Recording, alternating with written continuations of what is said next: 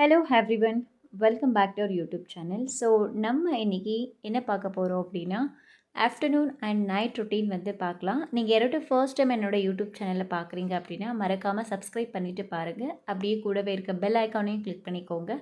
அப்போ தான் எந்த ஒரு புது வீடியோ அப்லோட் பண்ணாலும் உங்களுக்கு நோட்டிஃபிகேஷன் வரும். ஆல்வேஸ் சீசனல் ஃப்ரூட்ஸ் அண்ட் வெஜிடபிள்ஸை வந்து அந்த பர்ட்டிகுலர் சீசனில் தான் சாப்பிடணும்னு அவசியம் கிடையாது. சில கொட்டை விதைகளை வந்து நம்ம ஸ்டோர் பண்ணிவிட்டு லேட்டரை கூட சமைச்சு சாப்பிடலாம். ஸோ அந்த வகையில் நான் அவரைக்காய் சீசனில் அவரைக்காவை வந்து எடுத்து வெயிலில் காய வச்சு அதோட ஸ்கின்னை பீல் ஆஃப் பண்ணி வெயிலில் காய வச்சு ஸ்டோர் பண்ணி வைப்போம். ஸோ இந்த அவரைக்கொட்டையை யூஸ் பண்ணிவிட்டு நாங்கள் ஒரு மசால் கறி வந்து செய்வோம். அது எப்போ வேணாலும் நம்ம செஞ்சுக்கலாம். இந்த மாதிரி நம்ம வெயிலில் காய வச்சு ஸ்டோர் பண்ணி வச்சோம் அப்படின்னா உங்களுக்கு எப்போ ஃபீல் ஆகுதோ அந்த பர்ட்டிகுலர் சாம்பார் செய்யணும் அப்படின்னு சொல்லிட்டு அப்போ நம்ம செஞ்சுக்கலாம். ஸோ அந்த வகையில் நான் இன்றைக்கி பீல் ஆஃப் பண்ண அவரைக்காய் அதோடு வந்து கொஞ்சம் வெஜிடபிள்ஸ் வந்து ஆட் பண்ண போகிறேன். இன்றைக்கி மசாலா குழம்புக்கு பர்ட்டிகுலராக நாங்கள் என்ன ஆட் பண்ணுறோம் அப்படின்னா பொட்டேட்டோ அண்ட் பிரிஞ்சால் வந்து ஆட் பண்ணுவோம். நான் 2 பொட்டேட்டோ 2 பிரிஞ்சால் வந்து யூஸ் பண்ணியிருக்கேன். ஸோ இப்போ குக்கரில் கொஞ்சமாக வாட்டர் சேர்த்து இதில் வந்து இந்த அவரைக்கொட்டையை வந்து நம்ம ஆட் பண்ணிக்கலாம். அண்ட் இதோடு வந்து நம்ம கட் பண்ணி வாஷ் பண்ணி வச்சுருக்கிற வெஜிடபிள்ஸையும் ஆட் பண்ணிக்கலாம்.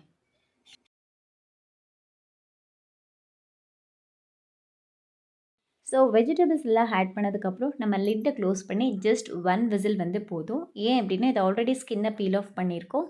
ஸோ ஊற வச்சு தான் ஸ்கின்னை பீல் ஆஃப் பண்ணி அகைன் வெயிலில் கொஞ்சம் நேரம் காய வைப்போம். ஸோ சீக்கிரமாகவே வெந்துடும். Just 1 whistle is enough. இங்கே நான் பேரலில் பார்த்தீங்க அப்படின்னா சுடு தண்ணியை வந்து காய வச்சிட்ருக்கேன். கொஞ்சம் வந்து தண்ணி குடிச்சிக்கலாம்.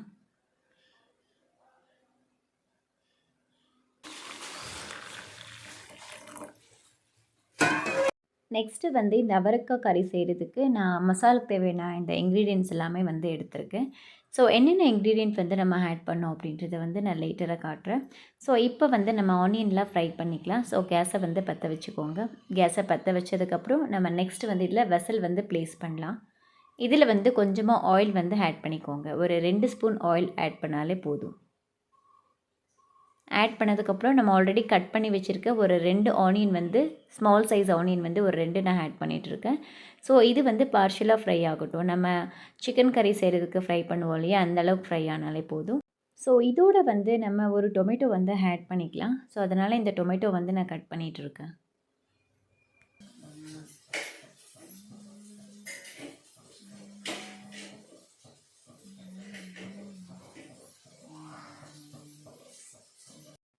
ஸோ இந்த ஆனியன்ஸோட நான் ஒரு 7 to 8 red chillies and then ஒரு டொமேட்டோ ஒரு 3-4 பல் பூண்டு வந்து நான் ஆட் பண்ணிக்கிறேன்.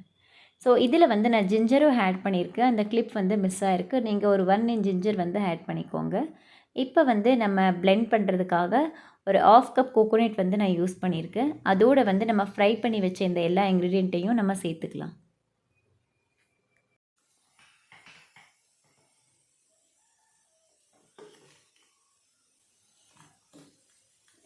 இதில் 3 to 4 peppercorn and 1 spoon poppy seeds, ஒரு ஸ்பூன் அளவுக்கு வந்து இந்த ரோஸ்டட் கிராம் வந்து ஆட் பண்ணியிருக்கேன். இதோட கொஞ்சமாக வந்து வாட்டர் ஆட் பண்ணிவிட்டு நல்ல ஃபைன் பேஸ்ட்டை இதை நம்ம பிளெண்ட் பண்ணிக்கலாம்.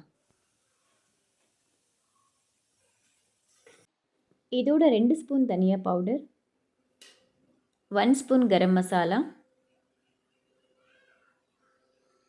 ஒரு 1/2 ஸ்பூன் அளவுக்கு வந்து ஃபனல் சீட்ஸ் ஆட் பண்ணிக்கலாம். நெக்ஸ்ட் கொஞ்சமாக மின்ட் லீவ்ஸ் வந்து ஆட் பண்ணிக்கலாம். ஸோ இந்த எல்லா இன்க்ரீடியண்ட்டையும் நல்லா பிளெண்ட் பண்ணிக்கலாம்.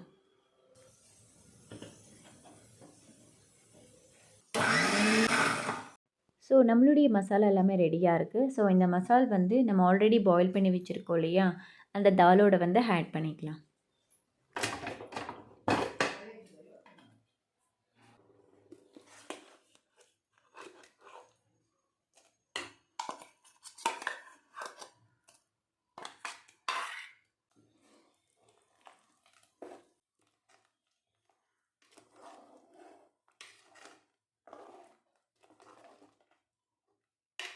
நல்லா மிக்ஸ் பண்ணதுக்கப்புறம் கொஞ்சம் சால்ட் வந்து ஆட் பண்ணிக்கலாம் டேஸ்ட்டுக்காக. ஸோ இதை கொஞ்சம் நேரம் கொதிக்க விட்டு நம்ம சீசனிங் வந்து பண்ணிக்கலாம். தாளித்து விட்டாலே போதும், இந்த கறி வந்து ரெடி.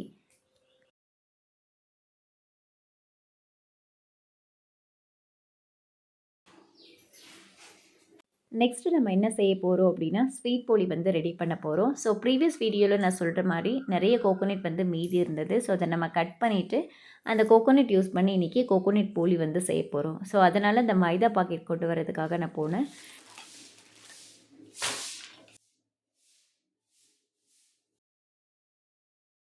இந்த பவுலில் வந்து நம்ம மைதா மிக்ஸ் பண்ணிக்கலாம். நான் இங்கே ஒரு 1/2 kg மைதா எடுத்திருக்கேன். அதுலேயும் வந்து நான் ஒரு 400 கிராம்ஸ் போட்டு ஒரு 100 கிராம்ஸ் வந்து மீதி வைக்க போகிறேன். ஏன்னா வந்து நம்மளுடைய ஸ்டஃபிங்கை பேஸ் பண்ணி தான் மைதாவும் நம்ம மிக்ஸ் பண்ணணும். அதனால் இங்கே நான் ஒரு 400 கிராம்ஸ் வந்து எடுத்திருக்கேன். இது நல்லா வந்து ஜல்லடை பிடிச்சிக்கலாம் போட்டதுக்கப்புறம்.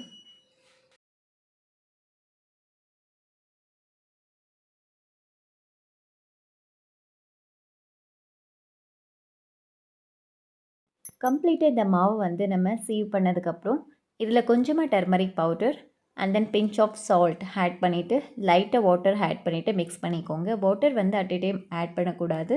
இன்டர்வல்ஸில் வந்து ஆட் பண்ணி மிக்ஸ் பண்ணிகிட்டே இருக்கணும். பிகாஸ் அப்போ தான் வந்து நம்ம டிசைர் டெக்ஸ்சர் வந்து கொண்டு வர முடியும். அதனால் கொஞ்சம் கொஞ்சமாக வாட்டர் ஆட் பண்ணி மிக்ஸ் பண்ணிக்கோங்க.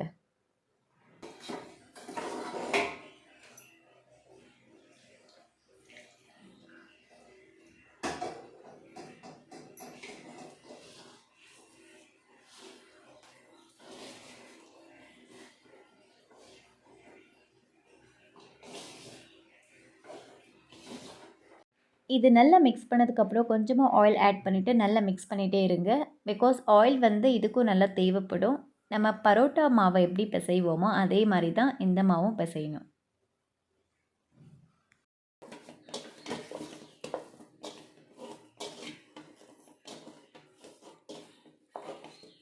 இன்னும் கொஞ்சம் எண்ணெய் வந்து தேவைப்படுது. அதனால் நான் ஆட் பண்ணிகிட்ருக்கேன். ஆட் பண்ணிவிட்டு நல்லா வந்து சாஃப்டாக வந்து நல்லா மிக்ஸ் பண்ணிக்கோங்க.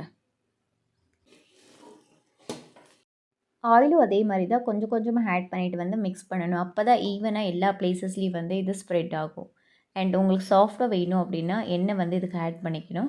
ஸோ இந்த ரெசிபி வந்து ஃப்ரீக்வெண்ட்டாக செஞ்சு சாப்பிடாதீங்க. Because it is not good. நம்ம மைதா யூஸ் பண்ணுறதுனால. இப்போ நான் லிட்டை க்ளோஸ் பண்ணி ஒரு 1 hour வந்து அப்படியே இது மேரினேட் ஆகட்டும். ஆஃப்டர் 1 hour வந்து பார்க்கலாம்.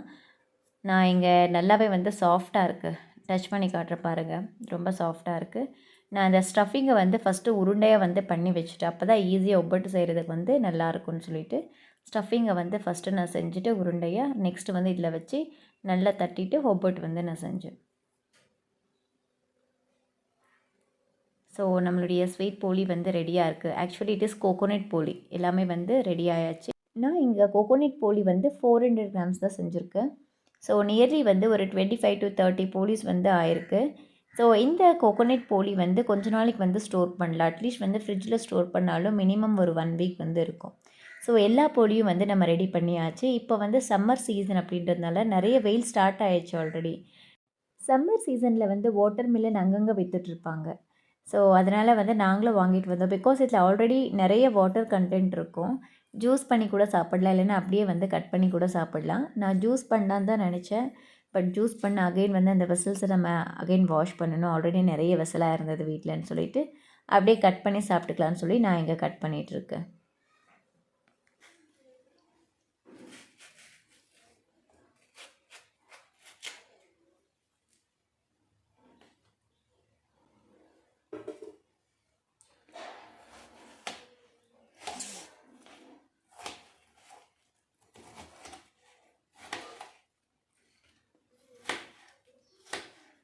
ஸோ இந்த எல்லா பீசஸையும் நம்ம ஒரு பவுலுக்கு வந்து ட்ரான்ஸ்ஃபர் பண்ணிக்கலாம். இதை சாப்பிட்டு முடிச்சுட்டு நைட் வந்து உங்களை மீட் பண்ணுறேன். நைட் வந்து டின்னருக்கு என்ன செய்கிறது அப்படின்னு வந்து திங்க் பண்ணிகிட்டு இருக்கும்போது வீட்டில் ஃப்ரெஷ் பீஸ் அண்ட் பீன்ஸ் இருந்தது. அதனால் இந்த 2 வெஜிடபிளும் வச்சுட்டு நம்ம உப்புமா செய்யலாம் அப்படின்னு சொல்லி பிளான் போட்டேன். நான் வந்து உப்புமா அப்படின்னா எனக்கும் தான் பிடிக்காது. ஒரு டைம் சாப்பிடல. அதுவுமே வந்து வெஜிடபிள்ஸ் ஆட் பண்ணால் மட்டும்தான் அது நல்லாயிருக்கும். அண்ட் பீஸும் and carrot and beans add பண்ணால் நல்லாயிருக்கும். பட் கேரட் வந்து காலி ஆகிட்டு இருந்தது. அதனால் நான் just peas and beans use பண்ணிவிட்டு இன்றைக்கி உப்புமா செய்யலாம் அப்படின்னு சொல்லி பண்ணிகிட்ருக்கேன். அண்ட் ஒன் மோர் திங் நான் உங்ககிட்ட டிஸ்கஸ் பண்ணணும். இந்த அவரைக்காய் வந்து நம்ம பீல் ஆஃப் பண்ணும்போதோ ஸ்கின்னை இந்த மாதிரி பீஸை பீல் ஆஃப் பண்ணும்போதோ ஃபஸ்ட்டு வந்து டைரெக்டாக பவுலுக்கு வந்து போடாதீங்க. ஒரு பிளேட்டில் வந்து பாருங்கள் ஏதாவது வந்து பூச்சி இருக்கா அப்படின்னு சொல்லிட்டு. இல்லை அப்படின்னு வந்து உங்களுக்கு கன்ஃபார்ம் ஆனதுக்கப்புறம் பவுலில் போட்டு வாட்டர் வந்து ஆட் பண்ணிக்கோங்க. ஏன் அப்படின்னா இருந்து நம்ம டைரெக்டாக அப்படியே போட்டோம் அப்படின்னா அது சாப்பிட்டா வந்து தீங்கு தான் ஆகும். அதனால் வந்து ஒரு பிளேட்டில் வந்து போட்டு நல்லா ஏதாவது இருக்கா அப்படின்றத வந்து செக் பண்ணிவிட்டு நெக்ஸ்ட் வந்து நம்ம குக் பண்ணும்போது ஆட் பண்ணிக்கலாம். ஸோ இப்போ நான் வாட்டர் வந்து ஆட் பண்ணியிருக்கேன். ஆட் பண்ணிவிட்டு ரவையும் வந்து சேர்த்தாச்சு. இது எல்லாருக்கும் தெரிஞ்ச டிஷ் தானே, அதனால நான் இதையும் காட்டல. ஃபைனலி கொஞ்சம் கொரியண்டர் லீவ்ஸ் வந்து ஆட் பண்ணிவிட்டு நல்லா வந்து மிக்ஸ் பண்ணிக்கலாம். உப்மாவோட வாட்டர் ரேஷியோ என்ன அப்படின்னா 1 கப் ரவைக்கு வந்து 3 கப்ஸ் ஆஃப் வாட்டர் வந்து நான் ஆட் பண்ணுறேன். ஸோ அப்போ தான் வந்து இது கரெக்டாக இருக்கும். இன்னும் நிறைய ஆட் பண்ணாலும் ரொம்ப லிக்விட் ஆகிடும். உங்களுக்கு வந்து கொஞ்சம் லிக்விடாக வேணும் அப்படின்னு நீங்கள் ஃபீல் பண்ணீங்க அப்படின்னா இன்னும் 1 கப் வந்து அதிகம் ஆட் பண்ணிக்கோங்க. டின்னர் முடிச்சுட்டு இந்த வீடியோ வந்து இதோட ஸ்டாப் பண்ணிக்கலாம். ஐ ஹோப் இந்த வீடியோ வந்து உங்களுக்கு பிடிச்சிருக்குன்னு நினைக்கிறேன். இந்த வீடியோ உங்களுக்கு பிடிச்சிருந்தா மறக்காமல் நம்மளுடைய யூடியூப் சேனலை சப்ஸ்கிரைப் பண்ணிக்கோங்க. அப்படியே கூடவே இருக்க பெல் ஐக்கானையும் கிளிக் பண்ணிக்கோங்க. நம்ம நெக்ஸ்ட் வீடியோவில் மீட் பண்ணலாம். Until that stay tuned, take care, bye bye, have a great day. Thank you.